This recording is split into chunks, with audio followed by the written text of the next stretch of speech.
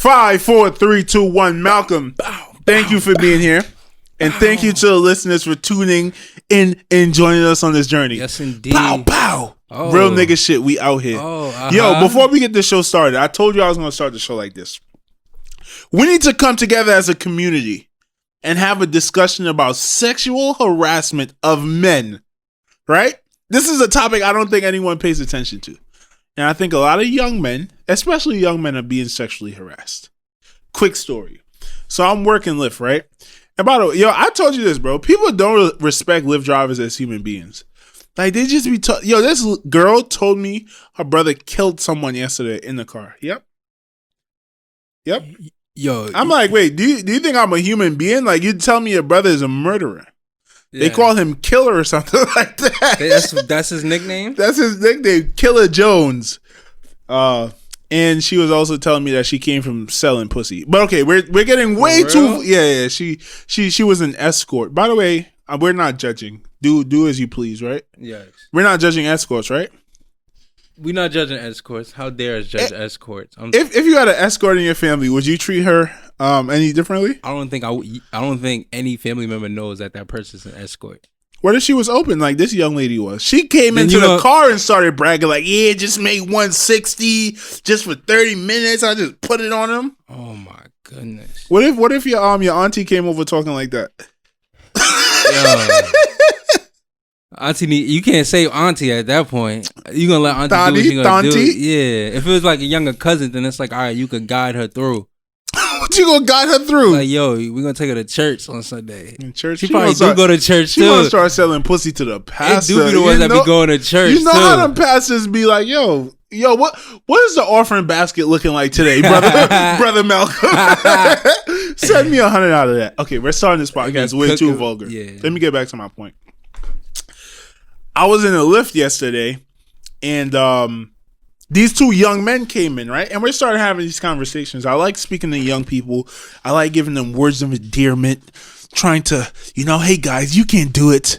Are you going to college? I like giving them those kind of talks, right?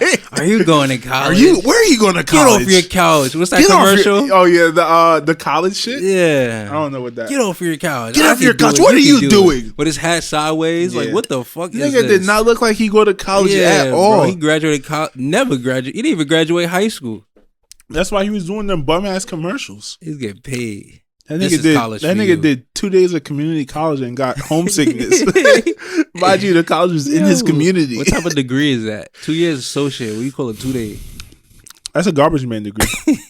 All right, we're bullshit. That's a permit. So the two young fellas come into the car, and we're chatting, right? And I say, "Yo, like the guy was like, I heard them talking in the back of the car, and I heard something weird about jerking. I'm like, wait, what did you guys say?" And the other one starts telling me like, hey, we actually just came from a party last night. Mind you, this was like 10 in the morning. We came from a party last night, and these two girls invited us to their house. And we went over, and we were just trying to go to sleep. We got in at like 3, 4 in the morning. We were just trying to go to bed. So I was on one girl's bed, and my friend here was on the other girl's bed. And one of the girls was being annoying, so they switched beds. And one of the young men went into one of the other girls' bed, and this is the story he told me, and it's very traumatic. I am still shocked by the story, and I gave him an advice. He needs to go to the cop and report this. He said while in the bed, he's trying to go to sleep, drunk, almost passed out. This girl is actively trying to jerk him off. Jerking him off, by the way, not trying to. She's jerking him off, and he's like, yo, stop. I want to go to sleep. Like, why are you touching me like this? And I know a lot of people is going to take that like, okay, these guys are making fun out of it, right? Let's flip that story. Let me tell you a story about a 16-year-old girl going over drunk to a guy's house, and while she's trying to go to sleep, drunk out of it, he's finger banging her. Finger banging. Finger banging. Wow. That's not what y'all say in Long Island? Who says that in the first place? No one says What do you that. say? What do you... Finger banging, but go ahead. What are you supposed to say? No, what are you supposed to say? Fingering. Yeah, fingering. Let's not talk like that. But yeah, finger banging her. So he was finger banging her. Oh God. How are we looking at that story? No, serious. Let's get serious for a second. Yeah. Of the lady getting finger banged. Yes. Oh. The guy getting finger banged. Probably. You into that? Nah. Come on. But yeah, we'll have her report to the police. And that's rape. And that is a rape charge. That is a shit. Guys are spending the rest of their lives in prison for that. There are guys who will probably with sexual assault charges that are registered sex offenders because that happened to a girl. She woke up the next morning. She felt a bit violated, right? And she went and reported it. Or she told the story to her mom. Her mom was like, hey, that is not right. Go report it. And a guy's life is fucked up. And by the way, I'm not defending a guy who does that because that is wrong. That is 100%. Taking advantage of someone. 1,000%. But to be serious, that is also taking advantage of a young man. Yes. No matter how old the girl is or how young she is. We need to do better at teaching our daughters, our little cousins. Hey, man, I know we don't like to speak about, it's probably taboo to speak about sex with younger women for everybody. You know what I mean? Just younger kids in general. And that's actually a point I was, what? No, I'm saying, no, some real shit. It's just like drugs. We tell kids don't do drugs. Yeah. Right? And that's advice I would tell my kid. But Joe Rogan brought up a great point yesterday. Teach people how to do drugs so they use it responsibly. Have these conversations with your kids. Well, are you saying... Listen, okay. I'm listening. So, what was going to be your response to what I said? What I'm saying is, so you're saying, yes, I'm going to use drugs with my kid. Let's say marijuana. Not use drugs. You're not using meth. That's crazy. So let's use marijuana, for example. A lot of people tell their kids, hey, don't ever smoke marijuana. Don't ever smoke marijuana. It's bad, it's bad, it's bad. Correct. I get why a parent who probably has experience with that drug, seeing how it can mess someone's life up, which it can, I can see why they would say that. But that's just like telling the 18-year-old kid, don't have sex. They're going to have sex. Yeah, it's just what's going to happen. Yeah. So the same thing for drugs. You teach them how to use the drugs responsibly. You teach people how to have sex responsibly so that they can do it in a responsible way. How are you going to teach your child how to utilize marijuana so they don't use it? Don't smoke. Or this is the advice I would give my kid. If you're going to use marijuana, it's something that you use recreationally. Don't use it during the day if you have business to take care of. Don't fall into a habit of being high all the time. That's dangerous. Losing touch with reality. Because we see a lot of people do that. They're high 24/7. It's like, do you even know yourself? On some real shit, like, do you know yourself? You're high all the time. That's like being around the phone. Or do you really know yourself? Yes, Serena said that to me the other day. She was like, get off your phone. Take your AirPods out. Great point. Look, and we didn't even plan on getting into this conversation. I remember when I was in high school and I got the iPhone for the first time. I felt so lost without an iPhone because everyone had it. It was my senior year of high school. I got an iPhone for my birthday for the first time. Damn. And I'm hype.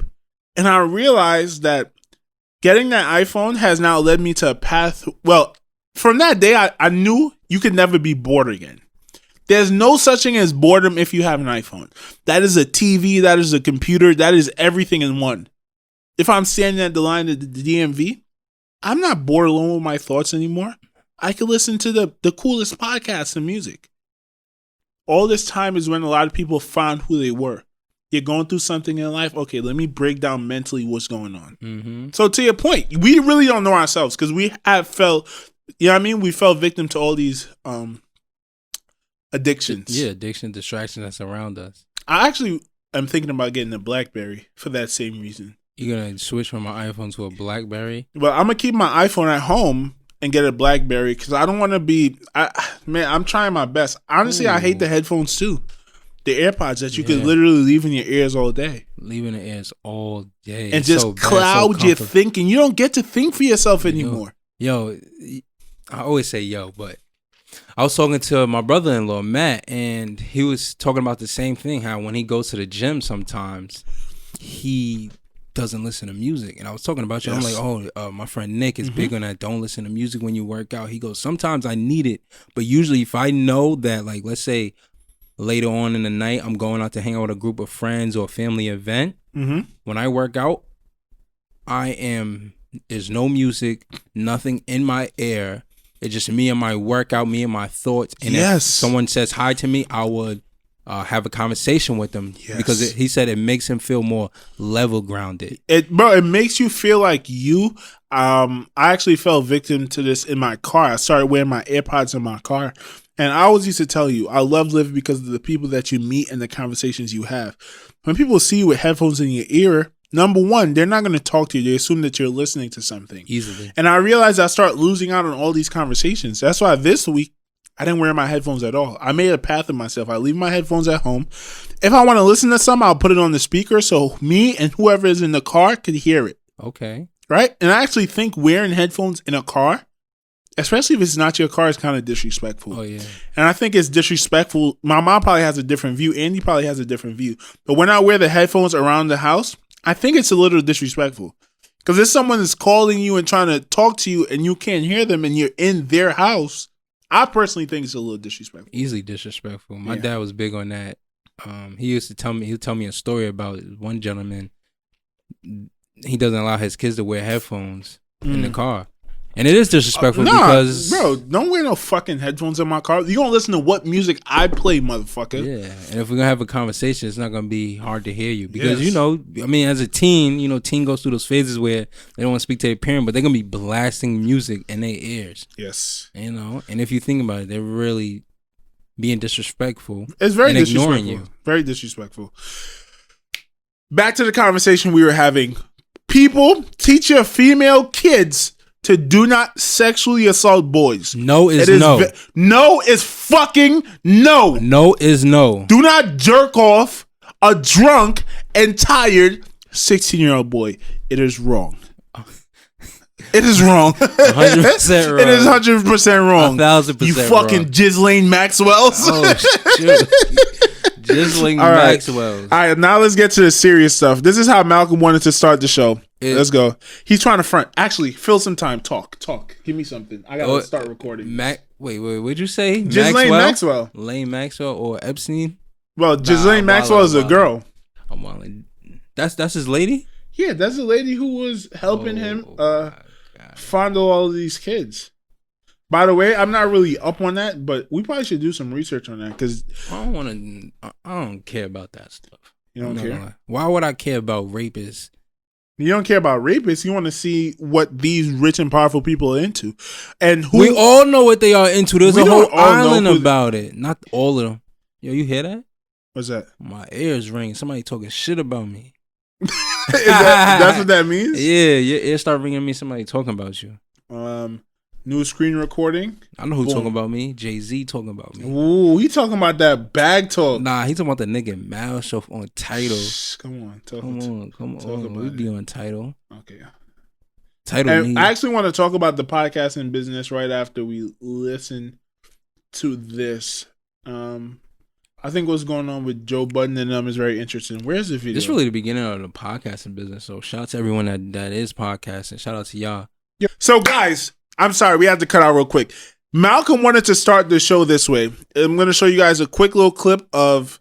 The show already started, Nick. The show already started, but I'm saying this is how you wanted to start the show because you're a fucking egotistical maniac. Bro, why you got to tell them this how... They didn't need to know when it started. This is how you wanted to start it. This is just part of the show, Nick. Bro, I'm just telling them. Did you not want to start the show this way? I don't care. No? All right, let's This watch. is part of the show. Me and you understand why does anyone do this? Why does this gentleman do this here?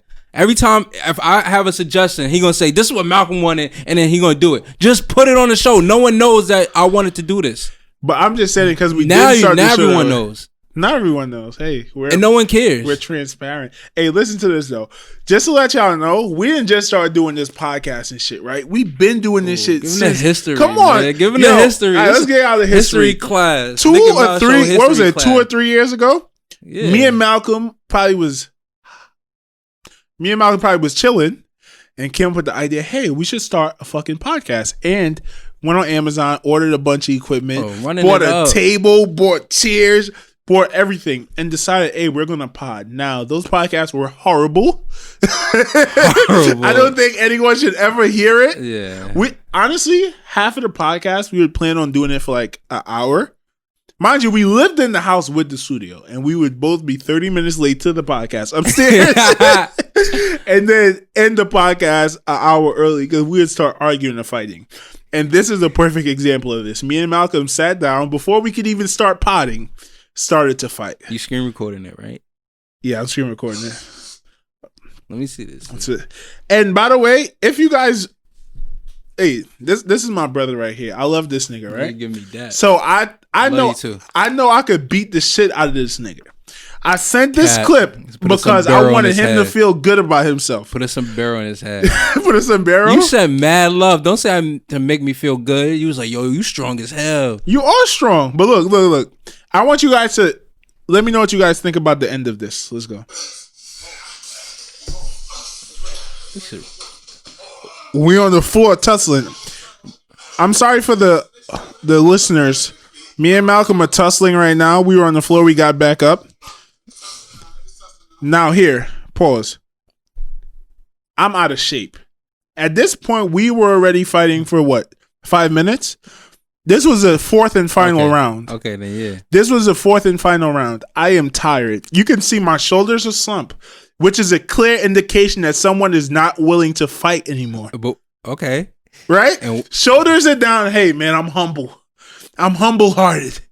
But Malcolm wanted to keep going. Yeah, that's what lions do. You see, you I don't know what you doing, but if you was a lion, you would have ran away. But you ain't run away.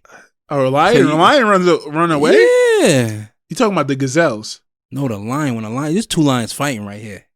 No, I'm the big lion. That's a lion versus a gazelle. Watch what the king of the jungle do. Okay, let's watch what the king of the jungle do. You don't want to run away? All right, okay. I'm going to show you what I used to do in high school to the young bulls that we used to go against. Why, you was at wrestling in high school? No, I was a linebacker. Oh, you said like, okay, let's look at it, guys. Let's look at it. I said I'm tired, and this motherfucker, let's rewind it a little bit. Listen to what I say to this dude. Boom! Just like that. Just like that. Don DeMarco, All right, at this point, we're tired. Yo, good shit. You got me. Nah, I'm not. Yeah. No, I got you. You don't respect it? Nah, because you're going to try to violate. No, I'm not going to try to violate. It was good. I was surprised you had that much strength in you to pick me up after I gave up. But, hey, man, much respect. I told you what the king of the jungle do. So what does the king of the jungle do? Hey, you know, he going to kill. And in the sake of just embarrassing Nick, I'm going to show you guys another video where I got slammed. Oh, you ain't do that, bro.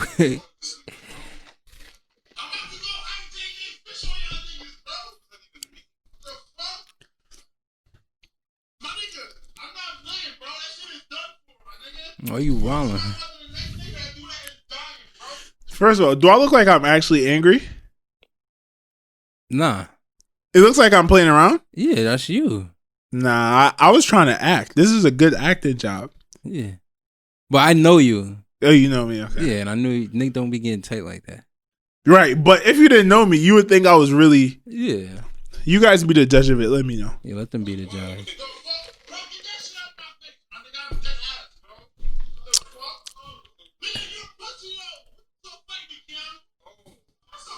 You don't want to fight Keanu. I actually don't want to fight Keanu. And you can tell I don't want to fight Keanu by what I do right here. Look, I'm walking to the living room to give Keanu beef. I see a 5'5" nigga. I'm like, okay, I'm going to pick on him. I'm like, okay, this shit is all fun and jokes, but I am not running up on Keanu. So I'm about to fuck with Renzo. Unknown to me, that Renzo is a dog, and this is what he did to me.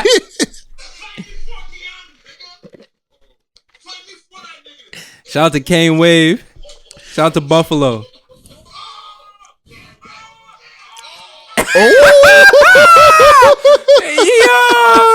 Look, he started squeezing. Look, Nick started squeezing. He can't do nothing. Fuck out of here. My dreads look better than the fuck these niggas talking about. Yo, but not a lot of people could say that they got slammed twice. Bob, in 1 year. Bob, one of the biggest podcasters in the world, and one of the biggest rappers in the world. Soon to be. Oh, facts. Soon to be. But Renzo, shout out to you. I had to give you a little clout. But yeah, yo, why you getting slammed like that? I'm not a fighter. I've never been a fighter, and I'm not embarrassed by it. That's fine, but you know how to sprawl? No. I'll be honest with you. Anytime I get into confrontation, my head just starts spinning because I'm just like so out of whack when it comes to confrontations and fights. So, like, I can't think straight. I really get an adrenaline high when I have to fight. As in like flight mode. No. I'm not gonna run. I'm not gonna run. I'm gonna fight. But it's not a very. Is what I'm saying is when who's the Jones guy? What's his name that fights in the UFC? Wow, I have a brain fart too. This is crazy. Jones, Pick one. A UFC fighter when he goes in John the ring. Jones. There we go. John Jones. When John Jones has a street fight, he's very level-minded. I don't think his brain ever like gets riled up. He's just in his zen. He's in his place. I think a lot of people. I think if Keanu gets into a fight, he's in his zen. He's in his place. When I get into a fight, shit just starts getting a little woozy. I'm gonna fight you back. First of all, I'm not pussy. I just can't fight. I'm not going. You're never gonna see me running from anybody. Maybe Keanu. Shout out to Giannis. Shout out to Jamaica. Kiki. Nah, fuck Jamaica. Them niggas is weird. Yeah, I just get flustered, man. Yeah, but it's not like you was just fist fighting. You literally were wrestling people. And I mean, you never wrestled, but come on, my man. You could at least know, like, I'm going to throw my weight on you so you can't pick me up. Oh, you talking about this? We were obviously playing around. First of all, I was done fighting. I didn't know you were actually going to pick me up because I wouldn't have done that to you. If you said stop fighting, I wasn't going to pick you up and slam you. Renzo, I didn't know he could do that to me. Maybe I underestimated his strength. Yeah, bro. I wasn't prepared for it. I was prepared to fight someone that was 6'2". for him. I never blocked for Renzo. What are you talking about? Yes, you did. Where? Freshman year. You blocked for Renzo. You know Renzo was strong. You're confusing me with someone that played scout team. This thing is a clown. Nah, come on. You can't tell me in the first 2 weeks you ain't blocked for Renzo. No, I never played scout team. I was on varsity off rip, brother. First day of practice, putting my helmet on niggas. Now I was actually on them. I was putting my helmet on niggas. I was one of those old linemen that lead with my head. Oh, for real? Crying my helmet. That's why. That's why I'm retarded now. Yeah. Yo, by the way, I was listening to this book. It's called The 4 Agreements. And just to make it serious real quick, there's 4 agreements. I think I'm on the second agreement. The first one is be impeccable with your word. What that means is the things you say to others, and even more importantly, the things you say to yourself are like magic. They're a spell that could be cast upon someone. Now, I'll be honest. When you grow up with a lot of siblings, a lot of aunts and uncles around your age, a lot of mean things are said to people during their life, right? Just coming up as kids is what happens. This book made me realize a lot of fucked up shit that was said to me, and I'm sure everyone can relate to it. You actually believe it. Especially if it's said by your parents. A lot of people, parents say fucked up shit to them. And the idea behind it is that you make an agreement in your head that what they said is an actual fact. And you go through your life moving as this is a fact. I've been called retarded my whole life. I really think that there's something wrong with me. And I think I kind of act as such. Maybe because of some verbal agreement that was made between me and someone else based on what they said to me at a younger age. And that's powerful. I bring that up to say this. Speak positively to yourself. Because a lot of times the negative words that people put on us, subconsciously we adopt it and we start telling it to ourselves, which in turns makes that more of a fact than it actually is. And in the same way, you can break yourself down, put the phone down, put the headphones down, break these things down, realize the things that you say to yourself and reverse it and use it as magic to break that spell. You know what I mean? It's simple, but when I listened to that yesterday, it was so powerful. I'm like, wow, we have all these agreements with ourselves, bro. Some positive, some negative. Let's try to get rid of as much negative as possible. Do you think you have any agreements that you made with yourself that are negative? And talk to me. It's key to have those. Well, keep reinforce yourself with positive agreements. Yes, telling yourself, you are powerful, and being detached from anything that causes social media or technology around you. Like, for example, sometimes when I'm in my car, I have the iPhone 8, so I don't have the aux cord to plug it in. I have the regular aux cord so it doesn't go into my phone. So I use my AirPods, right? Yeah. But it's some days like, okay, I need to stay away from the AirPods. Like I might listen to a book, might listen to music if I'm on my way to the gym or a podcast. But sometimes like, all right, let me detach and let me go with my thoughts. Yes. And when I think to my thoughts, I think about what I have done in life. Yes. And that's my positive reinforcement. Like, yo, you're really a force to be reckoned with. You're unstoppable. Sometimes I think, and that's sometimes you catch me if I'm driving it and I'm calling you. Yeah, because I'm having those thoughts. You having those or thoughts. If I'm just texting you about something, you know, I've been texting you lately about some positive things for business. Like this is what's gonna happen. Blah blah blah. It's because I'm thinking to myself, look at what we're doing. Look at how far we came. That's a perfect example. The video we just watched. Yeah, we could have stopped right there. Yeah. You know, if we would have stopped right there, we would never know where we would be at right now. And we know we came a long way. We know the work we put in, and we know we need to put in more work. And that's why it's so key to have the positive stuff. And it sucks, especially when you're young, when all the family members, you know, people are so important to you, are saying stuff like that to you. Oh my God. You know, and you saying that, I remember one time, but it doesn't bother me. But I play football, so what my dad said was 100% right. I was making a milkshake with my sister, my brother's sister, and he just told me straight up, he was like, "Yo, you getting fat." And that could be the reason why I love to being in shape and everything, you know. But it was for football. Like, why would you want to get out of shape? You love football. I love football. It's not gonna be like I was forced to play nothing. I love playing it. But it was the right thing for him to say. But I understand people get that, and like in other family situations, their parents would say that to them. And they don't know what to do. I think you made the agreement of, okay, I am not fat. Don't call me fat again, and I'm never gonna be fat. Yeah. Some people make the agreement, hey, I'm fucking fat. And I guess I'm just gonna be fat. And yesterday I realized something, man. I've been having the agreement with myself for a very long time. Hey, Nick, you got a bad eating habit. I think you are addicted to eating wrongly.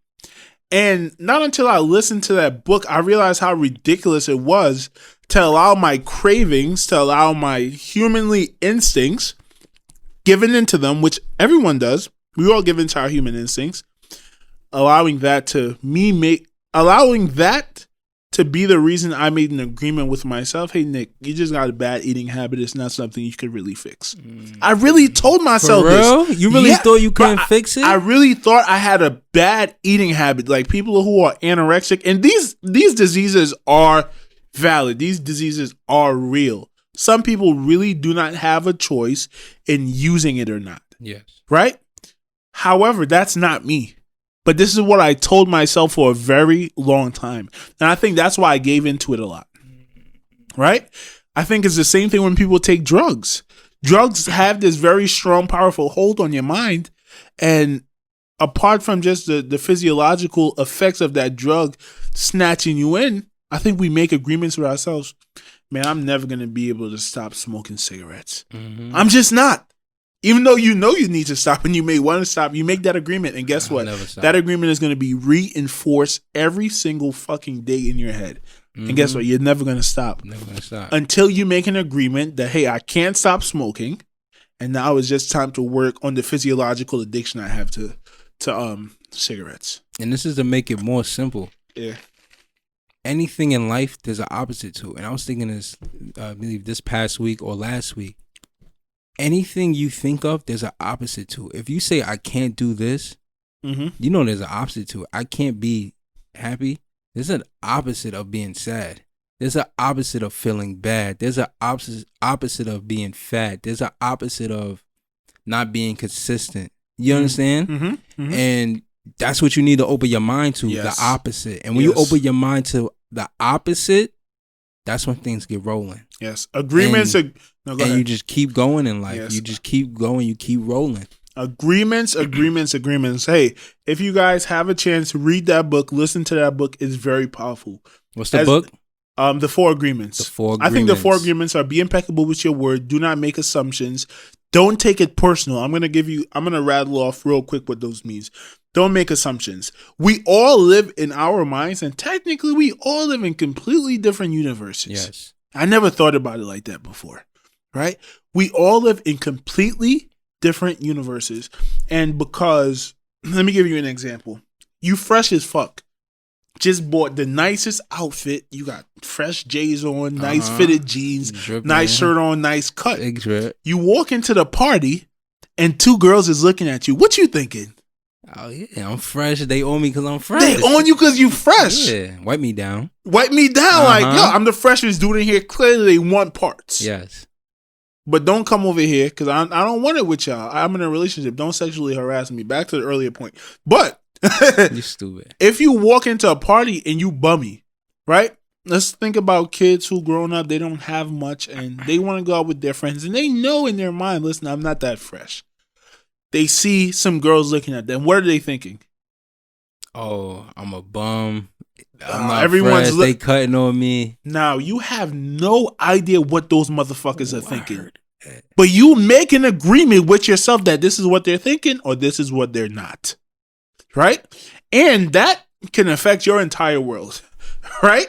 That can affect your entire world. You could go through that night being the most positive person and feeling really good about yourself, or you can go through that entire night feeling like a fucking complete asshole and not even allowing yourself to be comfortable, not allowing yourself to enjoy yourself, all because of something you made an assumption of, something you are not even clear about. Maybe they just looked at you because you walked in and looked at you and then looked away. Preacher Johnson, talk to him. Right? Yeah. Sometimes you see a cute Johnson. girl or a cute guy and they look at you and it's like, oh shit, I think they feeling me. And you go through a whole week like, oh my God, this person loves me. I'm going to get married to this person. We're going to have kids. Like, it's going to be lit, right? That's school right there. This person is not thinking about you. At all. Shorty just wanted to get her guts beat up right after she saw you. But don't make an assumption. So what is the Fuck third what one? others think about you. The third one is use your words impeccable. Don't make assumptions. What's the name of the book again? Fuck the 4 agreements. How did I lose it? I had it.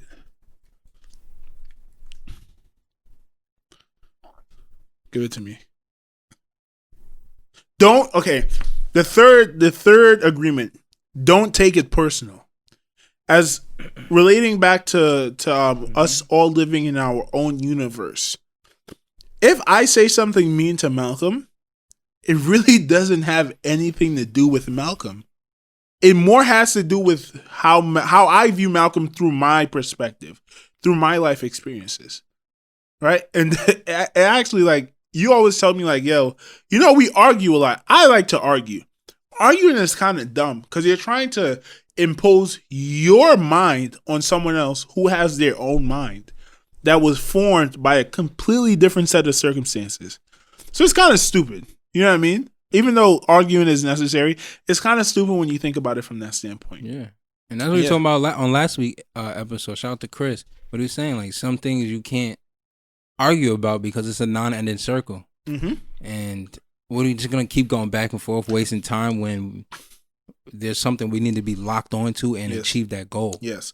Some arguments are dumb as fuck because guess what? Where you're coming from, the universe that you exist in your head, will never coincide with the universe that the opposition lives in their brain. Mm-hmm. And yeah, man, it's a powerful book. Go read it. What's the 4th agreement? You got it there? Don't be impeccable with your word.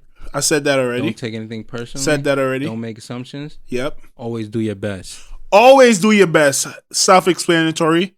Do your fucking best. All right?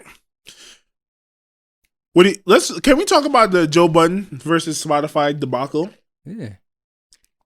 So, for those who are not aware, Joe Budden was signed to Spotify. He was actually the first podcast signed with Spotify.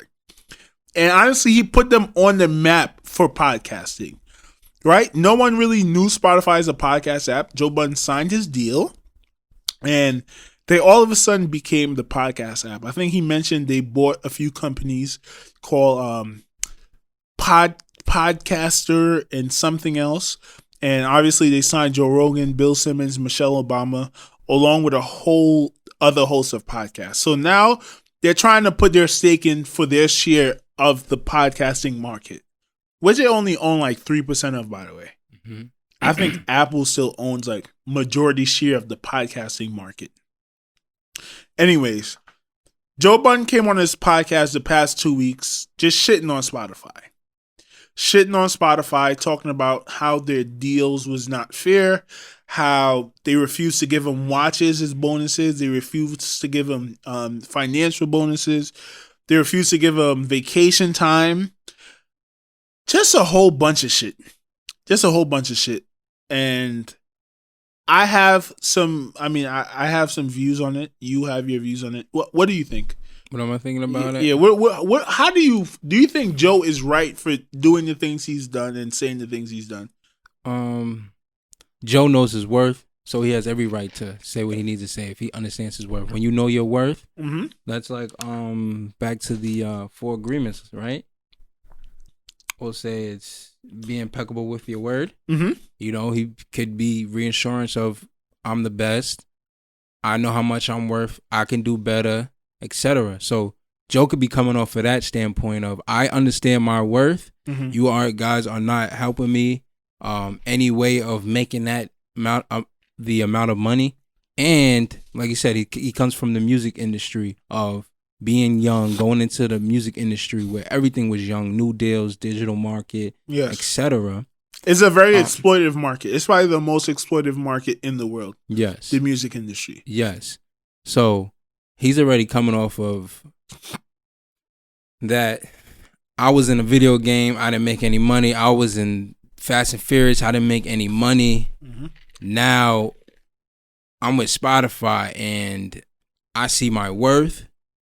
This reminds me, Pete, this is giving him PTSD, probably, of, oh, shoot, I'm worth this much. I can do this. So that's the standpoint Joe is coming from. Standpoint from Spotify, this is good information to know, but look at the big boys they signed. Michelle Obama, Joe Rogan, Bill Simmons. Look at the big boys they signed. I'm sure those are probably the 3 most profitable podcasts in the world right now. Come on, if you're let's say you're an agent, you have.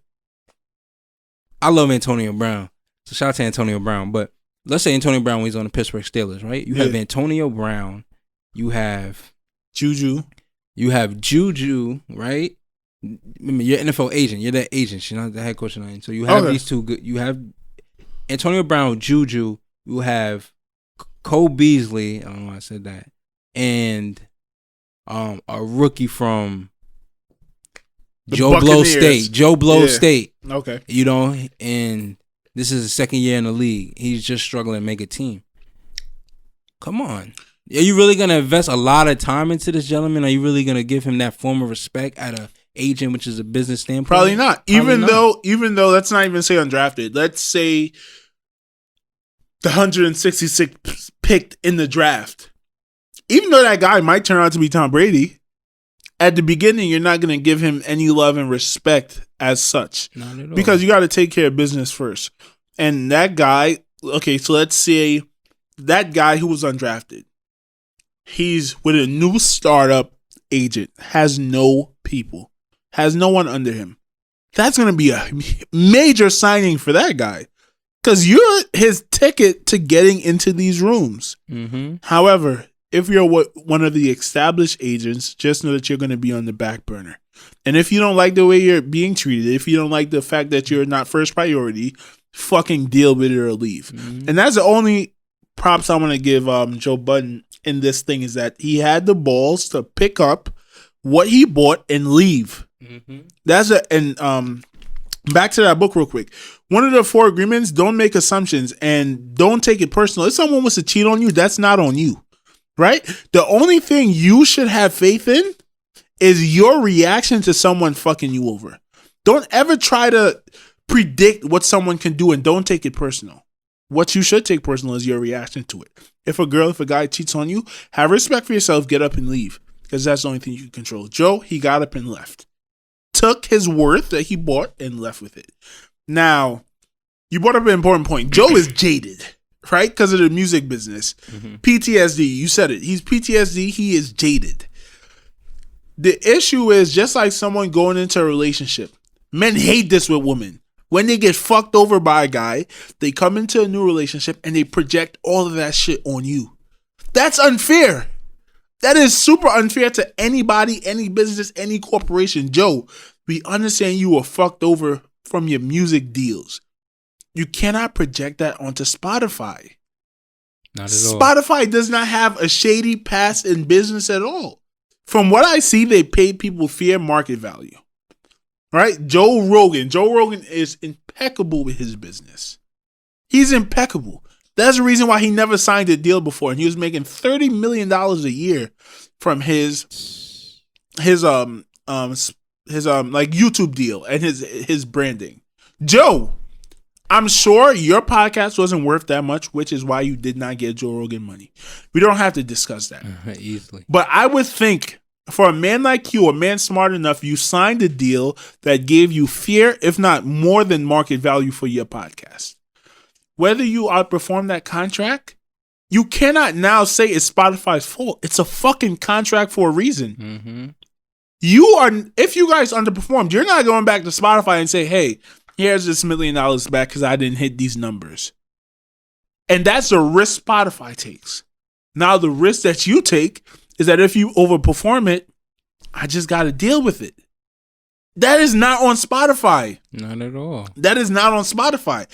Everyone has to incur risk on any business deal. It seems like Joe wants his fairy tale contract where he doesn't incur any risk, right? And if Joe's again, I'm not casting any aspersions, but Joe, his battle with drugs is publicly documented, right? If Joe decides to get back on drugs and do some crazy thing, that's a risk that Spotify is incurring. It seems like Joe just wants to have this fairy tale land where only the others incur risk, and it's just all gravy for him. And that's exactly how that's Joe ego though too. He's egotistical as fuck. Very egotistical. Egotistical as fuck. And another point is I don't like how he brought up this black and racial factor to it. Yeah. I think it's unfair to real oppression that's going on in America. Yeah, that's big boy. You got big boy money. Like, come on. You can't do that, Joe. Joe, we'll take that deal. We'll take all that money right here. Yeah, hey Spotify, just hit us. How much Joe was asking for? You think? I don't know. 40? Probably the same thing. 300 mil. No, Joe is not that stupid. I know. Let's say he was asking for 25. Okay, we'll take 5. We'll take 5. In fact, 6, nigga. The price just went up. The price just went up. Exactly. We got Dunkin'. We got Dunkin' on our hands, so we got to pay them. So the price went up. And y'all got to pay these niggas right here. Exactly. I see the. Y'all got to pay the niggas on the mugs for getting y'all mugs. Feel me? Come on, son. I'm in shape right now. That's what I like to hear. But yeah, I think Joe Budden is smart. I think he's going to get a lot of money where he's going. There's don't like the fact that he pulled the race card when it comes to a business deal. And Rory and Parks get me so mad because these dudes are white, except for when Joe starts talking about white people. They're not white anymore. Maul is white? No, Rory and Parks. Rory is a white boy. Parks, you said. Parks is a dude behind the camera that you never see. Yeah. They're never white when Joe starts talking. Joe be talking mad shit about white people and they just sit back. It's okay. I guess so, but come on, Joe. I think Joe is smarter than that. But it's like you said, he's egotistic. He wants more money. He wants to know what he could do without the deal. Hey, and look, it's good for his business because, look, you're gonna attract new viewers, new people. They even say it. They go for the people that are new that's listening, never heard the show before. This is what happened. So it's a benefit both companies. Shout out to y'all. Do you think this was all a plot just to get more followers? Because that's not a plot to get more followers, but you didn't like the deal. After a while, you don't like the deal. You want more. That's what everyone does that's signed to a deal with money. So from Joe said this himself. The biggest bump he ever got in his podcast was when he beefed with Drake. He did the same thing. He went on these long 40, 50-minute rants. By the way, he's the best to ever do that. Joe Budden could literally, I think we talked about this yesterday, Joe Budden could sit in front of a camera, rant and yell as if someone just got him pissed off today. Mind you, this is pain he's been holding off for a year. You would think it would tone down by the time he's speaking about it. But he speaks about it as if it's fresh, like a nigga just shot you. That's the type of passion he speaks with. But he's really good at that. He is. He could just talk and keep you engaged for a long time. But the biggest bump he got was when he beefed with Drake. hey, maybe this Spotify shit is just another beef that he's seen. Spotify, no. Drake and Complex. Spotify might be the third notch in that. Yeah, let's grab some more followers and then take our value to someone else. Yeah. And I mean, it's the hardest thing is, people exposing him. That's the only thing that would stop the viewers. Who exposed him? From, I'm just like Charlemagne or even us. Like, we understand the business side of it, of what's going on. These guys signed the top 3 people. Facts. But, yeah, man. Joe, we wish you the best. We wish the whole podcasting game the best. Hey, blaze a trail for us. Open the doors for us so that when we come in. The podcast game is young, man. Somebody tweeted about it. Shout out to... Speak up, Malcolm. Forgot the gentleman's name. Shoot. I'm having a big brain fart this whole episode of people names. But Xavier. Shout out to Xavier Miller. But he was saying the podcast game is young. Like, people are really going to be signing $1 million deals in like 5 years. Easily. Like the same thing as professional sports. These gentlemen ain't going to sign $1 billion deals. And so I'm like, what the fuck? There's a baseball player, I think he has $500 million. Signed a $500 million deal. I mean, that's what Patrick Mahomes got, right? Yeah, it's close to that, right? So like 5-10 years, you're going to see $1 billion working around. But same thing with inflation. Like, things are just going to go up in prices.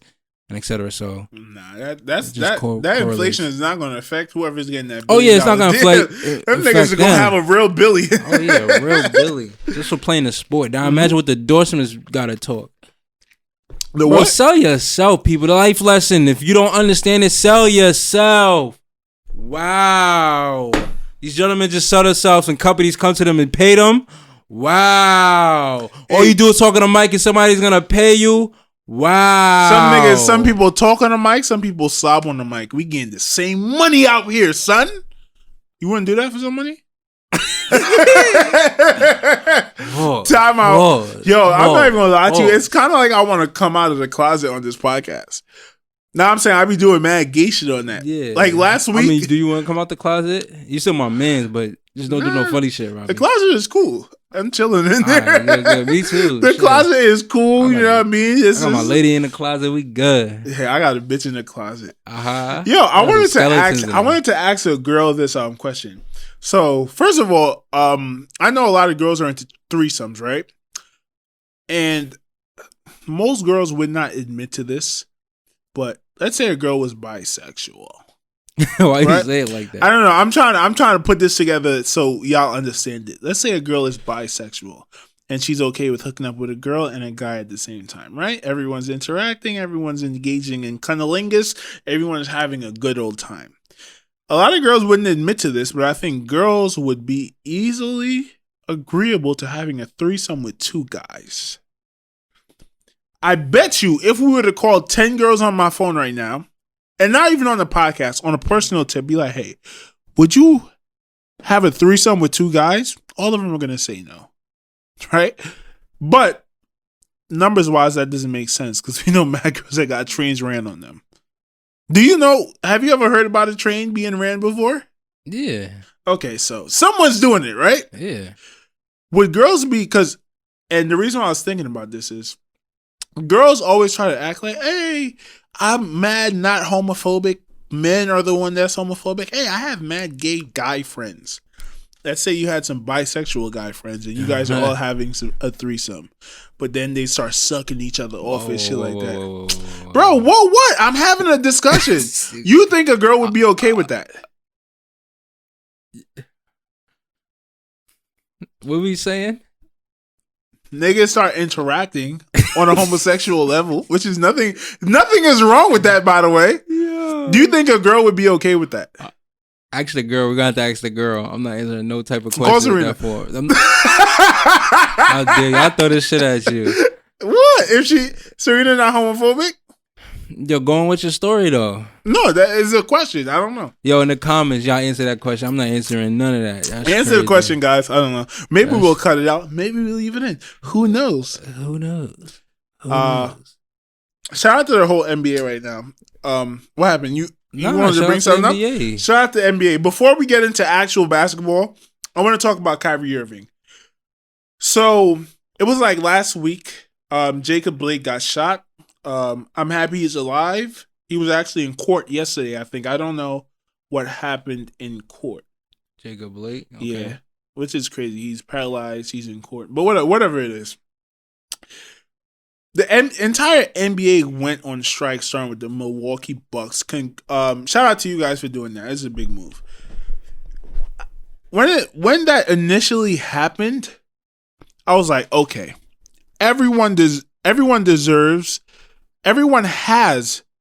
to issue Kyrie Irving an apology, because he was the one that came out and said, hey, we should not be playing basketball right now. It's only going to be a distraction to what's going on in the country. And if something like this happens again, are we just going to play basketball and everyone's going to forget about it because Donovan Mitchell has an 80-point game? Are we going to be distracted by that? And I was thinking, yeah, we owe Kyrie Irving an apology. And then when things played out, I'm like, this is why Kyrie Irving idea was stupid. Because if you don't play basketball, you don't have a chip on the table. You do not have a bargaining piece. With the players playing, right? Let's think about how it played out. They quit. They said, okay, I think we're going to quit the season. They went to the owner, said, this is what we want, this is what we want, this is what we want. If you do not give it to us, we're not playing. They had that chip of, we are playing right now. If the Jacob Blake incident happened and they wasn't playing, guess what they couldn't go to the owners and do? Demand change. Because y'all are not playing. We don't have to give y'all nothing. But they had that bargaining chip. Hey, I want you to call your mayor friend and make some changes in the criminal justice system. I want you to donate some money to the Black Lives Matter movement. I want you to do this. I want you to do that. That's what they did. And now they started back playing. And like Anthony Davis said, if our requests are not met, we're going to stop playing again. So I think I'm not going to say Kyrie Irving is dumb, because I think he has his own ideas. But I think what happened proves that what he suggested was wrong. I wouldn't say it's wrong. That was probably the background of it. What do you mean? Of Kyrie saying, don't play and force these gentlemen to do this and this and this. Talk to the mayor. Go give money to Black Lives Matter. We don't know. All you know is that it says Kyrie Irving said, don't play this shit. And he met with But Chris that's what Paul. he said, though. I mean, maybe he should have came out and clarified that. Yeah, but we don't know. You understand what I'm saying? That's what. Okay, I get it. But that's what Kendrick Perkins said. Kendrick Perkins said, listen, Kyrie, I'm all for what you're saying. I don't disagree with you. You look like Kendrick Perkins. Bro. You think so? Yeah. Shout out to K Perk. Yo, he's actually really talented. Like, he's going to have his own show one day. Yeah, he might. He is. He was crying when he left OKC. Oh, no. He left Boston. He started crying. Why he was crying? Because they have Paul Pierce, Ray Allen, Rondo. Oh, he didn't win a chip with them? He did win a chip. And then he went to OKC. But he was crying. Oh, word. But, yeah, it's like, wait, what's I saying? Yeah, Kyrie, that's what Kendrick Perkins said. You guys are saying you're not going to play, but you guys are not. What's the plan? Kyrie, please give us a plan behind it, because you and KD are going out, you're doing all these interviews, and you do not have a plan behind what you're saying. So maybe this was part of it. Hey, we're going to hold the owner's feet to the fire and demand something more. But that's not what it seemed like to me. It seemed like, hey, just don't play and don't be a distraction. Yeah, but I think those are outsiders writing the article. What's going to No. They went on podcasts and said this. Okay. And they probably didn't want to spill the beans. But I mean, it's good information to know, you know? Like I said, you could look at it like that, and you could also look at it like maybe this was the headline of it. And think about it. When you have ideas, you say the idea, right? Mm-hmm. But you're obviously going to sit down and do something about it. Mm. We understand, okay, playing is not it. Okay. You know? And it's a joke. Would you... It's not a joke, but it's a question. Would you think a business will survive? Let's say a food business. Would they survive if they supported Black Lives Matter, All Lives Matter, and Blue Lives Matter? It gave discounts to cops, firemen, anyone that was in a protest or wears a Black Matter shirt or wears an All Lives Matter shirt. Would that business survive? Business. I think the only crowd you're going to alienate is the Black Lives Matter movement. Because I think most people have the agreement. This is actually a great point that you bring up, right? Most people actually agree that all lives matter, Black Lives Matter, Blue Lives Matter could coexist. But the fact that two of them, Blue Lives and All Lives Matter, was an offshoot of black people saying Black Lives Matter, it seems to be disrespectful. It is. Which in essence it's not. For example, when the Tory Lanez and Meg Thee Stallion, follow me guys, when the Tory Lanez and Meg Thee Stallion incident happened, a lot of people were saying, Charlemagne included, Joe Budden included, we need to protect our black women. Okay, we need to protect all women, right? Because if Tory Lanez had shot Kylie Jenner, I would have felt equally as disrespected by it. You can't say that though, because there's more trauma to a black woman than it is to all other women. No, that's a proven fact. That's the reason why they say that. And this is the point I'm trying to bring to you. This is where my mind went, but my mind didn't go there in a malicious way. It was like, shit, all women matter. I understand black women go through more, but if he had shot a white woman, I would have been equally as disgusted with Tory Lanez, right? And I mean, I wasn't racist for thinking that. I get what you're saying. I get what Joe, I get what Charlemagne is saying. But that's where my mind went. So I assume a lot of people, when they first heard Black Lives Matter, it was like, shit, all lives matter, right? Yeah. But it seemed disrespectful. But to answer your question, I think the only crowd you would alienate by sponsoring all three of those things would be the Black Lives Matter movement. You trying to start that? A restaurant? Do you feel all lives matter? Is that how you feel? I don't feel like all lives matter. Black Lives Matter is... Let's be honest. We all feel like all lives matter. Yes. Let's be honest. You just can't agree with that, the actual statement and what it means. Yeah, it's like this. This is Black Lives Matter, and then everything else is like, yo, shut the fuck up. Trying to take over, which is beyond disrespectful. Exactly. You know, because you don't live the life, you're not taught the life lessons it is as to be a black person in America. It's just two different worlds. That's like Make America Great Again by the law of words is not a disrespectful nor racist comment. However, the cognition of why it got popular has made it that. Because we know the person that used it in a malicious way. Yeah. Just the same way saying that Jewish people run banks by the law of words is not a malicious statement. But when you have the history behind it of how Hitler used that statement to kill almost every Jewish person in Germany, there's a negative connotation to it. Yeah, man. So, yeah, good point, man. All lives matter. Fuck it. Man. No, I'm kidding. Black lives matter. We got to keep it. We got to keep it there, brother. For a reason. Man, people are crazy. But back to sports. What do you think about Jimmy Butler? Come on, bucket getter. That's all I got to say. A bucket getter. If you don't know, watch the tape. The gentleman's a hard worker. The gentleman didn't go to top 5 school. The gentleman went to Marquette. Wait, he did go to the same school as Dwayne Wade, right? I was about to say that. Dwayne Wade went to Marquette, right? I didn't know that. The gentleman went to Marquette. The gentleman, come on. The Miami Heat team is just beautiful. Yes. Miami Heat team is Miami. Yes. I've never been to Miami. I've been to Fort Lauderdale, Florida, which is 30 minutes away from Miami. But I can only imagine what Miami looked like because Fort Lauderdale looked beautiful. Everything about it looked beautiful. Nice weather. Yes, smuggy weather, but nice weather.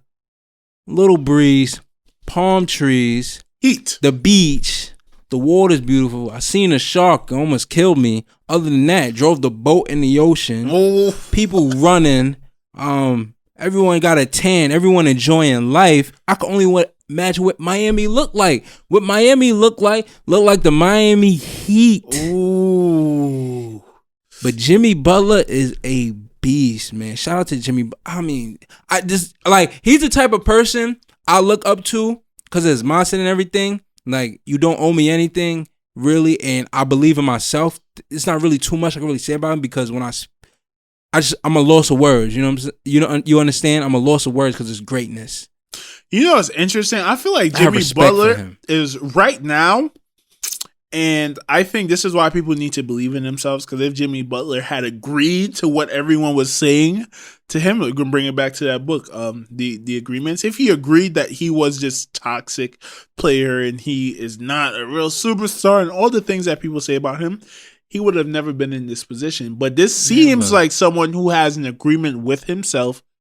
I'm great. I'm great. No matter great. No matter what it is, no matter what people say, I am great internally. And I think he's been working, chomping at the bit. And now it's all finally coming through fruition.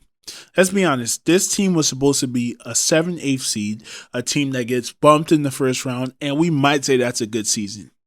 They are on a beeline to the NBA Finals right now. I think they've been the best team in the playoffs thus far. Right?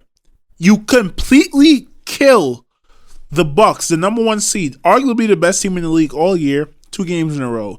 You go into the fourth quarter down by like 10 points, and you blow them out by 15. The Bucks is the team that usually does the blowing out. The Bucks are the team that usually plays like that. You're doing it to the Bucks without any real superstars on your team. That is impressive. So I think right now he's in a mode where it's like, shit, yo, all this work I've been putting in for the past 10 years in the league, all the belief I had in myself, I finally see the fruits of it now. And that's why he sits on the podium after games just so fucking confident. Like, I believe this is who I was. People probably didn't believe it. My mom probably didn't believe it. My brother probably didn't believe this how good I was. Media ain't believe it. The other guys I played with ain't believe it. You know what teams he came from? Chicago Bulls right after D Rose. Kicked him out. Get out of here, Jimmy. Don't blame him. I wouldn't want to be there either. No, they kicked him out. He wanted to be there. Oh, he did?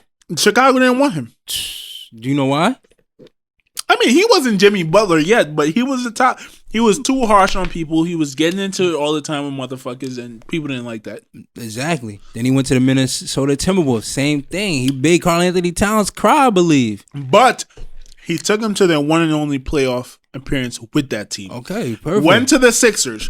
He's a toxic motherfucker. Took him to the conference finals and one shot away from the finals. Exactly. And now he's around motherfuckers that want to work hard and that are dogs. Shout out to my man Tyler Hero, and shout out to my man Lavio for always being a Miami Heat fan, staying loyal to Miami. How is Tyler Hero and Lavio your mans? You know Tyler Hero? Yes. From my where? 2K player. You play with him on 2K? Yeah. He got the scatty, right? Yeah. But yo, is Jimmy Butler the most slept on NBA player ever? As of right now, yeah, I would say I'm gonna give it to because I can't think of anyone else. Most slept on. I mean, Ray Allen might be the most slept on. Let's not say ever. Sometimes I get hyperbolic with my statements. The most underrated player of our time. I can't think of. He got to win a chip though. At least go to the finals. At least go to the finals. The thing is, go to the finals. He's doing superstar stuff right now. Yes, but he is a superstar though. I don't think a lot of people give him that credit. I think a lot of people look at him as a tier right below the superstars. Yes, like a Karl Anthony Towns, like a.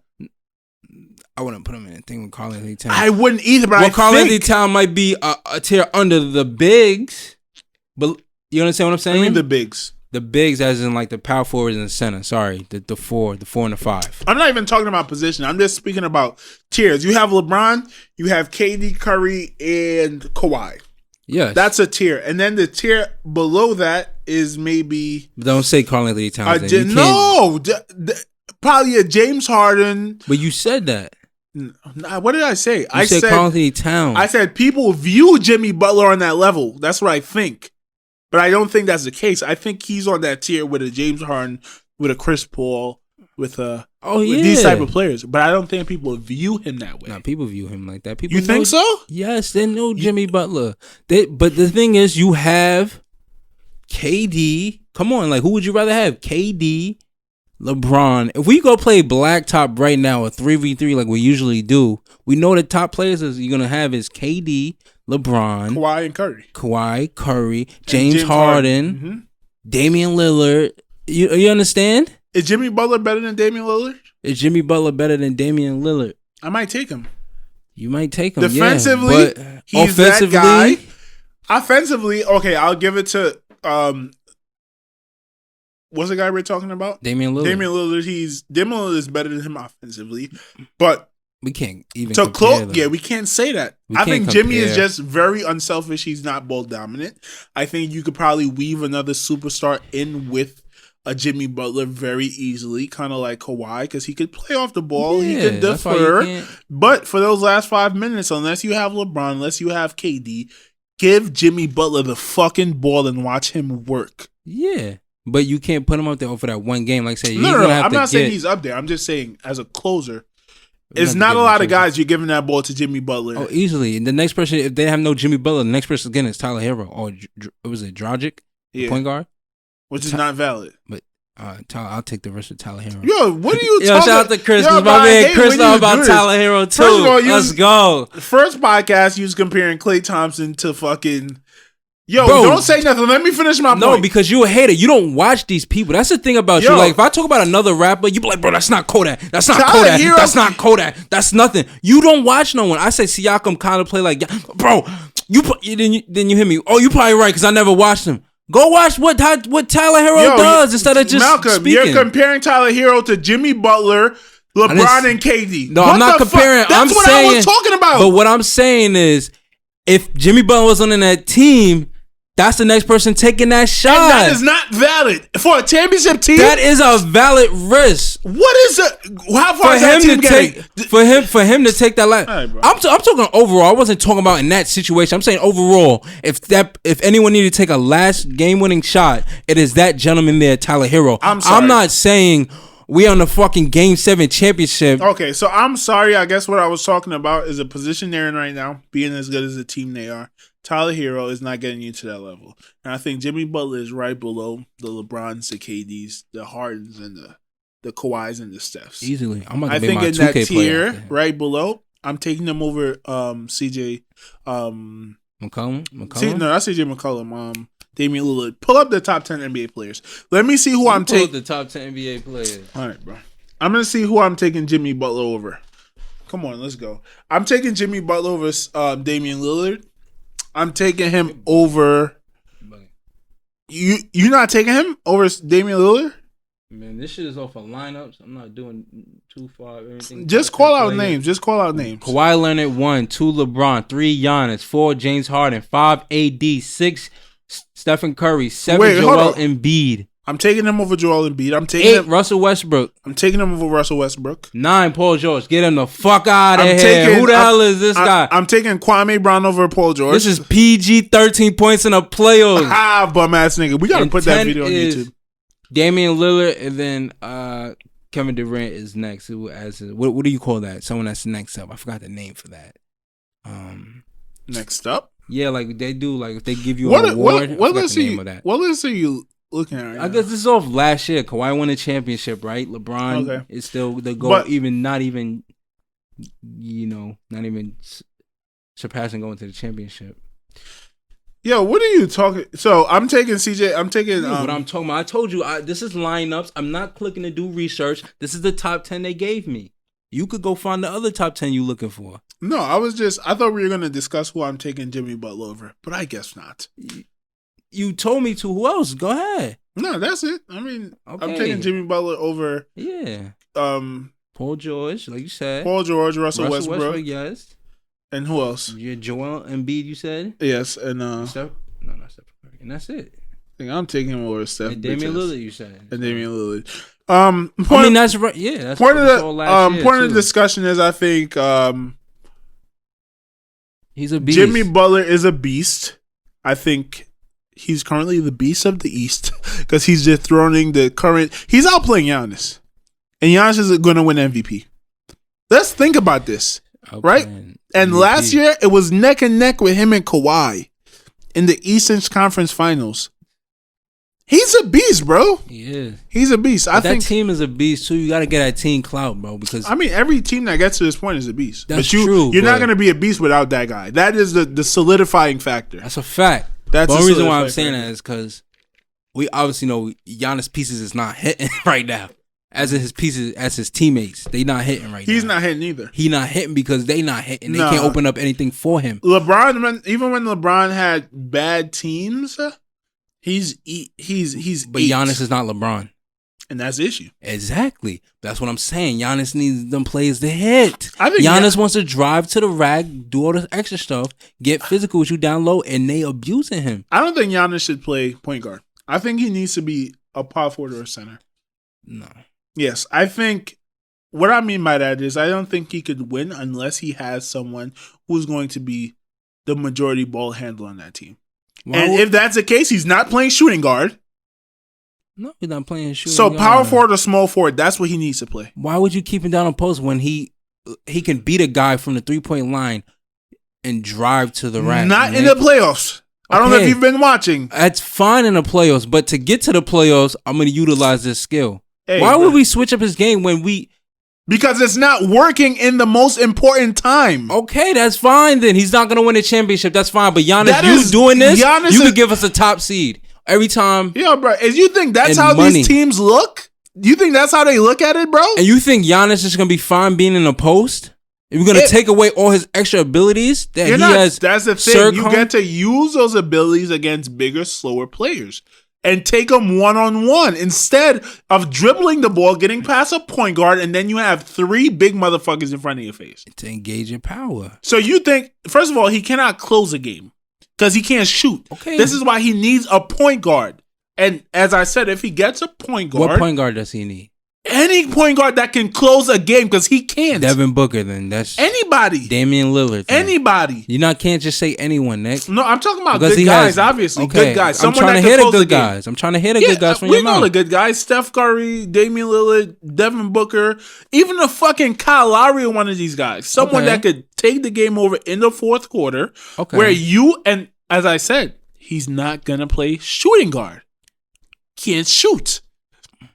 Take your ass to power forward or bro, he's 7 foot. He's playing, okay, I understand. He's playing power forward, but what is he doing as a power forward? Where is he at on the court, Nick? I mean, Kyle Lowry's Steph Curry's bringing the ball up. He's posting. For Giannis. He's posting. Where's Giannis at? He's posting up fucking a Draymond Green or No, he's posting up another power forward, you're saying? Yes, I want to know where he's at. I don't, power forward. Yes, I don't want to know the player though. He's posting him up and maybe he could get an easy bucket by backing him down and doing his little 1-2 step dunk. Okay. Or catch a ball, and now we're doing Giannis stuff. But the floor is spread.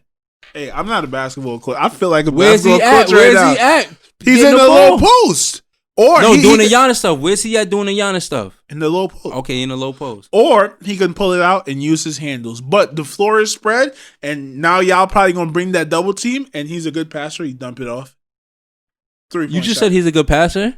He's a good passer. So why would we just take away the position of having the whole court? Because it doesn't work. They're going to key on him, and he's not going to be able to pass because he can't shoot. They're going to leave 2 centers in the middle of the court and guard all 3-point shooters. And that's how they lost 4 games in a row to Kawhi. That's why they're down 3-0. It doesn't work. Or Giannis just needs to get swept, right? Are they about to...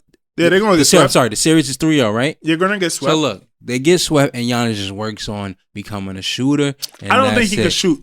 He'll become I don't think he'll ever be able to shoot. I would never take away Giannis' ability to bring the ball up for me because no one's going to just cookie the gentleman. And he's just going to abuse. But think about it. You have a big man. Let's have Giannis bring the ball up, right? Let's say Joel Embiid guards him. That's not what happens, though. Okay, so what happens? So Tobias Harris is guarding him? Using the Philadelphia Sixers. I'm going to explain to you. They put a smaller player on him. Obviously, not Kyle Lowry, but they put maybe a small forward on him. And he usually gets by those guys, which he can do. Oh, yes. But then Joel Embiid and Al Horford are waiting for him at the rim, and he's either has to stop, pull up, or pivot and frantically throw the ball out. Because this is how they game plan for him. They're not going to be able to do that if we have a point guard bringing the ball up. And so Ben Simmons just switch his game around. I mean, it's a reason why they're talking about Ben Simmons not being able to shoot. Yes, these guys are not going to win the championship being the best player on the team. Fine. With that big hole. But guess what? Ben Simmons could be the best power forward in the league if he wanted to be. But we're taking away a whole skill, Nick. You can't take away that skill. We know Ben Simmons is nice with the handles. He is, but it's not working. That's the thing. Don't let what is it saying? Don't let good is the biggest good is the biggest deterrent to perfect is the biggest deterrent to being good or whatever. Meaning you're gonna let them do what they're perfect at. But it's going to take away from you having a good, solid game that can take you through the playoffs. We get it. That just doesn't work for you. You have great handles. Guess what? If you didn't have those handles, I think you would be good at this position. And you might just have to give that up. I'm sorry. You might just have to give it up. I don't know the gentleman's name, but the is it Adebayo? Adebayo. He's nice. a freak of nature, though. Yeah, he's nice. So it might just be against the Heat because he's a freak of nature too. But this is the thing. Last year he ran into Kawhi in them. You're always gonna run into these. What team right now, other than the Rockets, doesn't have a great big defender?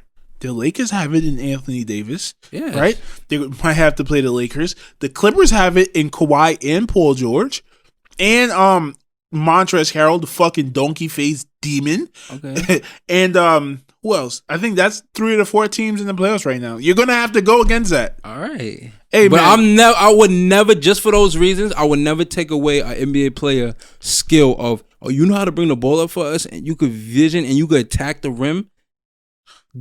I think you're close-minded. Just a base. It's not being closed-minded. It's due to the fact of I'm not going to take a. Yeah, you're good at it, and you're only going to get better. And think about it like this: we know bigs are. Listen. You will always get better if you keep doing the same things. He's a 2-time MVP, bro. Listen to this.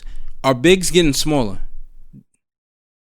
Would you say bigs getting smaller than they was before then? I think bigs are getting more skilled. You have Bobo. Bobo is 7'5". Anthony Giannis Davis is almost dunking 7 on foot. him. That's what I'm saying. Giannis is easily dunking on Bobo. When you say easy. Smaller, you mean shorter? No. What I'm saying is skinnier, not having a frame. Yeah. Yes. So, which could be a benefit for Ben Simmons and players like Giannis. You could easily beat the guard, right? Now you're getting smaller guys that come into the paint. That's what I'm saying. You can't take away. But those are not the guys that you're facing in the championship, bro. Then that's fine, but I'm never taking away the skill because you're going to build up a skill to figure out how to do this. LeBron does it, right? What does LeBron do? What does LeBron do? Why are you comparing Ben Simmons and fucking Giannis to LeBron? They bring the ball up, but what does LeBron can do? Shoot and pass unlike they can. Wow. Hey, so let's go, Giannis. Fuck it, you're gonna lose. Go learn how to shoot, buddy. That's not. I mean, I guess Giannis. What are you gonna keep you on the post for, Giannis? I would never. You're crazy. Let's see. In the comment section, let us know what you think. Would you keep Giannis in the post or have Giannis bring the ball up? Bro, you know what teams he's thinking about going to right now? Who? The Warriors. What fucking position you think he's gonna play on the Warriors? Who? Giannis. Okay, thank you. What position you think he's gonna play on the Warriors? Yes, and then he's gonna play that. What position you think he's gonna play on the Heat? On the Heat? Power forward or center? No, he's bringing the ball up. Bro, shut. All right, bro, come on. LeBron bring the ball up, but also he had. Does he have? Does he have Caldwell Pope bringing the ball? Caldwell Pope is not a point guard. No, and Caldwell Pope does not bring the ball. I'm sorry. What's the gentleman's name? Nobody. The white gentleman. Who? AC Fresh, Alex Caruso. Yeah, does he bring the ball up sometimes? I'm pretty sure he sometimes. Does. Exactly. That's what's. But LeBron is the point guard though. They don't have an all-star point guard because that's a position LeBron. They got Bledsoe. Bledsoe could bring the ball up. All right. Okay. Let's move on from this topic. The Lakers is down right now. You want to talk about the Lakers? Why are you asking me? Let's talk about the Lakers. We know what LeBron is doing. What is he doing? Studying the game. First of all, who's stopping LeBron James on the Houston Rockets? First of all, it's the Houston Rockets. James Harden don't have no killer mentality. And James Harden going to start crying real soon because Dwight Howard, JaVale McGee, AD is about to be a block party down there. And they really about to get physical with him, start touching him up. And he don't like that. I think the Houston Rockets are going to lose in 5. I think they got their first game. I was saying this to you in the car on the way here. This is what LeBron does. LeBron is a nigga. He calmly walks into the room. I'm going to use an analogy. He walks into the room. He scans everything. And everyone thinks they have the upper hand. Because he's just scanning, right? Niggas is pulling their knives out. Niggas is doing this. And he watches everything. He starts his clock. And then he kills niggas quick. That's actually a Denzel movie. I forgot what movie that was. But then that's what he's doing in game 1. I'm just going to scan everything. Let y'all draw y'all weapons. Because I know I'm about to fuck shit up. Listen, the tallest person on the Rockets is 6'7". They're not beating LeBron. Mm-hmm. LeBron is bigger than the biggest person easily. On that team. And he's the smallest person in his lineup. You'll be crazy if you think Russell Westbrook is ever gonna go to an NBA championship ever again. A conference finals. Yeah, ever again. Russell Westbrook sucks. He sucks. James. Yeah, LeBron. Shout out to LeBron. That's all I can say is we know what type of time LeBron is on. LeBron is on killer mode. He's on demon. I'll be honest. I'm kind of scared of the Clippers. They look like they rounded into championship form. Yeah, but that's what we want to see. This is LA. This is LA. Don't they share the same stadium? Yep. They share the same stadium. LAC, which we know been down and out for some time. Forever. And the LAL. Ooh. I think the Lakers is going to take it, but I'm definitely going to be nervous. A lot of people about to die in LA. Kawhi is... Wait. A lot of people about to die in LA. What you mean? Because there's probably people like... It's some type of violence between LAC and LAL probably. Nah. Motherfuckers about to start dying. The LA Clippers is going to die. They don't got no fans it's like that, bro. It's a lot of money. That's true. They don't got no... fuck. I definitely just fucked up, but it's back. Yeah, I don't think they have that much fans. Even when they play home games, when it's their home game, it's like filled up with Lakers fans. We gotta go to LA and go see the vibes of LeBron and stuff. Clippers game. Oh, let's do that. Yeah. I mean, it's probably gonna be a few years before that happens. Is CP3 staying in OKC? It's too much work for him. He's too old to do all that work. Nah, he needs to. Like LeBron left. LeBron puts in that work. Yes, and we always compare people to LeBron, but LeBron plays a point guard, so this is why I'm comparing him. LeBron can pass the ball efficiently. Can Paul George pass the ball? Can Chris Paul pass the ball efficiently? Yes. I feel like Chris Paul at his age, being around these young guys that are not there yet or having that extra superstar, is gonna be a downfall for his body. His body is going to weigh on him, and he's just going to have to retire soon. I feel like Chris Paul needs an extra superstar where they don't need to rely on Chris Paul so much. Yes, we know Chris Paul has that killer mentality, but after a while, Dwayne Wade had it, and after a while, you understand, all right, I can't do this just by myself. Maybe Dwayne Wade would have probably stayed in Miami if he had an extra superstar because he didn't have to do as much. I would say this, though. Wade kind of like LeBron and a lot of other guys, game was predicated on athleticism. Chris Paul game has never been athletic. Never been athletic. So, like, you see him now, he's 35. You can't tell. Not at all. I mean, at 23, he played like a 35-year-old. So, I think OKC, and they do, I forgot the name of their GM. I think Sam Presti. Is that the GM for OKC? I don't know. Whatever his name is, I think it's Sam Presti. I think if he drafts right, OKC is going to win a lot of championships because what Chris Paul did this year was perfect for himself. It was perfect for OKC, and it's going to be great for whatever team trades for him. I don't think he's staying in OKC. I think any of the questions of he's hard to play with, he's broken down, he's old, he doesn't have it anymore, all of those questions that have been denounced, that's just not a fact anymore. I think someone is going to give up 2 or 3 first-round picks. Someone that's 53? For someone that's in the fight for someone who could, you know what I mean? Someone who has pieces around them that could win a championship right now and just needs that last piece. I think CP3 could be that piece. Who is that? I think the Sixers.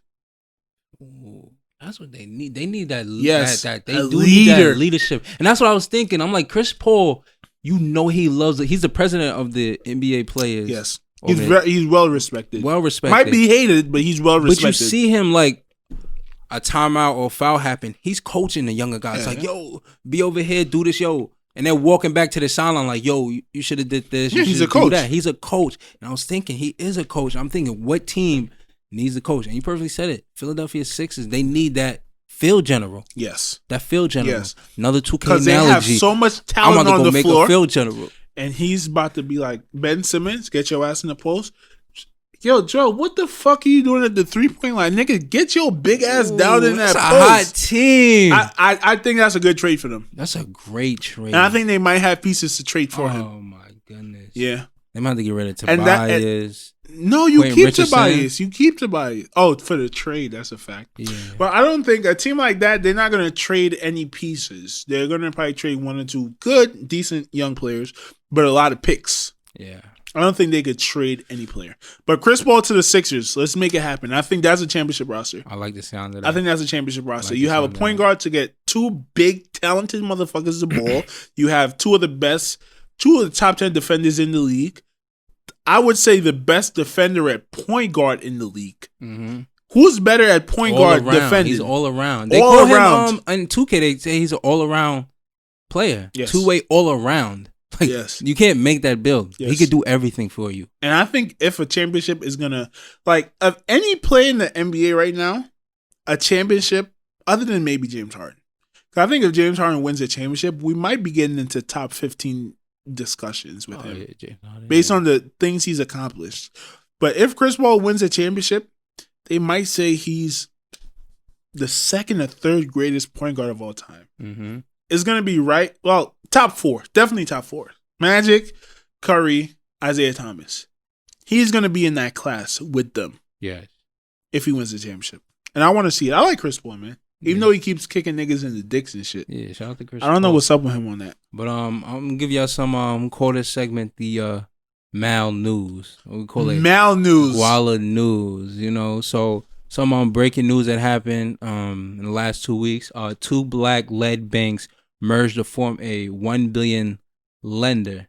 So you have Broadway Federal Bank, which is based in LA in California, and you have City First Bank, which is based in Washington, D.C. Now, these banks already have history of helping black people. Like these banks, Broadway Federal was founded in 1946. Citibank out of Washington, D.C. was formed in 1998. So they were known for giving out loans to blacks to have a home and reinvest in their community. So Brian E. Argret, who's the chief executive of City First, he will be the chief executive of the companies coming together. Wayne Kent Bradshaw, who is the chief executive of Broadway Financial, will be the chairman of these companies coming together. These companies coming together will specialize in three things: multifamily affordable housing, small businesses, and nonprofit development. Now, this is great for the community. Reason being is being able to, this is great for minority communities. Being able to have $1 billion, we know $1 billion is not a lot compared to the top banks that have 15 trillion, but having $1 billion to invest in multifamily affordable housing is perfect. You gotta think affordable housing is not the dirt poor people you really see. It's people that's making like around 50K, 60K. Decent money. That's decent money for affordable housing. Do small businesses need lending? 1,000%. Absolutely. Nonprofit development. You know how key nonprofit development is? What does that mean? Nonprofit development. Nonprofit development, I would say, is like abandoned museum, right? You invested to make the museum better, right? So you're building, you're investing in your community, and you're creating jobs and a place where people can go. So like if you see abandoned park or something like that, that's like part of nonprofit development, or a nonprofit organization someone creates you could invest in so they can help their city. This is why it's so beneficial to have these two companies come together for that reason. And key point is Broadway Financial is actually an IPO, initial public offering, which means that it's on the stock market. So, and I believe it's around $1.06, $1.60. Probably asking, should I invest? Yes, you should invest. The reason you should invest is because what's better than 1 millionaire? Two. And you, what Neo once said. What did Neo? Yes, Neo. He said, "I'm a movement by myself, but I'm a force when we're together." Yes.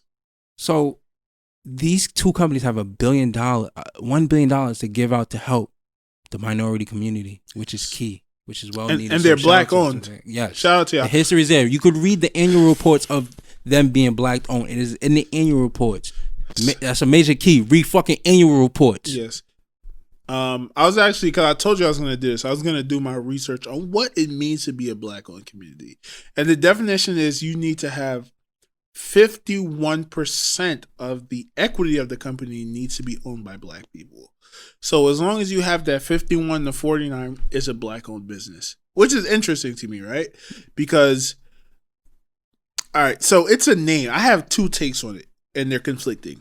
I'm like, okay, black owned business. What if a business is 49-51 the other way? It's technically not a black owned business.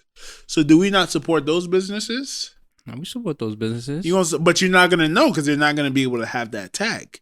But I think being a black-owned business is beneficial in today's society.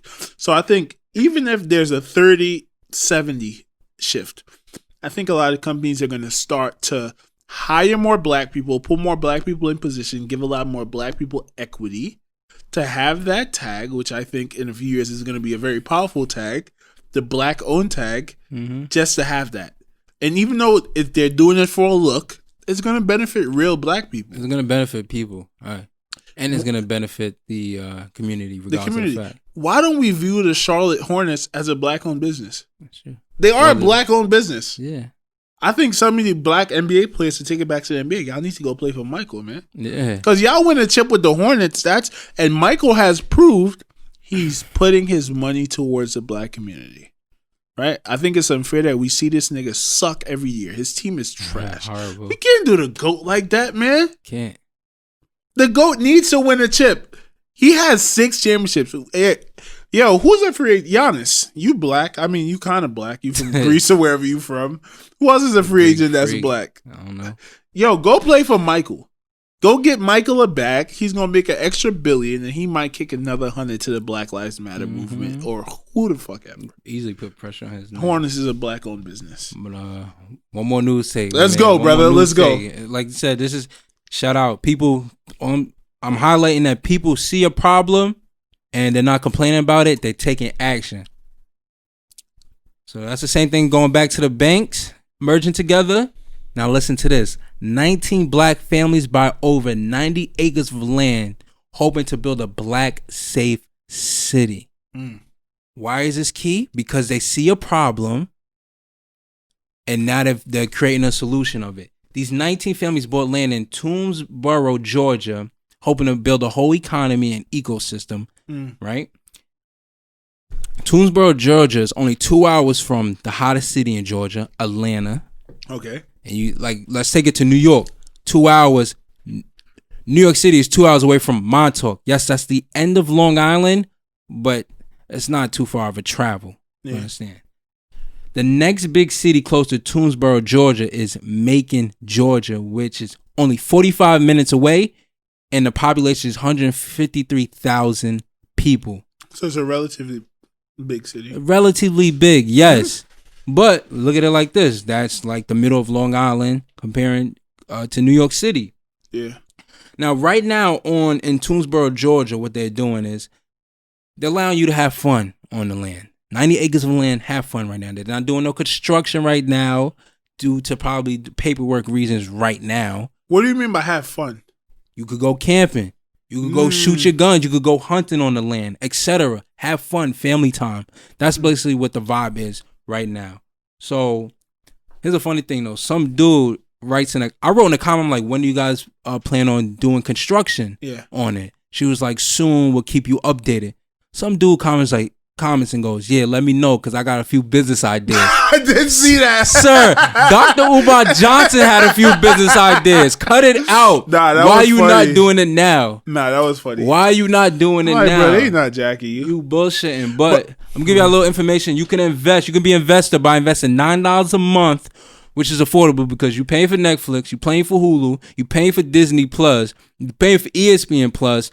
$9 a month not going to hurt you. You can be an investor of Toomsboro, Georgia. What is the return on that though? Like what do you? I don't know the return on it right So now. I just seen the outside of it. I didn't do no research. So let's come in there. Let's come in here next week and tell people what they are actually investing in.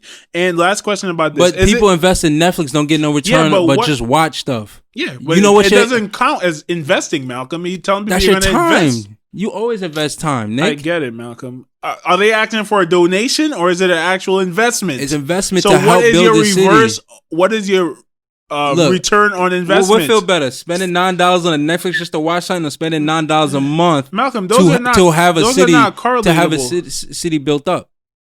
Oh wow! An investment is something you get a return on, and people investing their time in Netflix. All right, you're not making any sense. Not getting no ROI. All right. What I'm just saying is this going to be a residential area or they're hoping to build jobs, homes, city, school, everything. Yeah, it's supposed to be a city. Okay. Yeah. Okay.